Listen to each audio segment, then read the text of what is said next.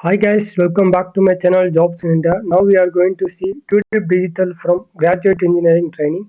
So before going to the channel, you just subscribe to my channel and watch the video till end. I'm going to explain about the registration process, qualification, education detail. So one of the freshest hiring from Tudip Digital from all over the India. The job description and requirement will be must have possessed strong logical and technical brain, should have B.Tech in computer science and IT or MCA, should be eager to learn new skills like Excel technology like today. Deep understanding of algorithm and data structure is must. Just want to apply here for job and you get a company link and it will be full time only. The company will be three extreme technologies companies must have job opportunities by the great future and endurance of the company.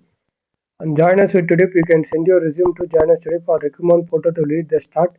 And these are the opportunities for freshers with any year of qualification you can apply. I just search it in Google. The blood categories of this company they are mentioning here, Anglo Network. So many things they mentioned here. Just want to apply here.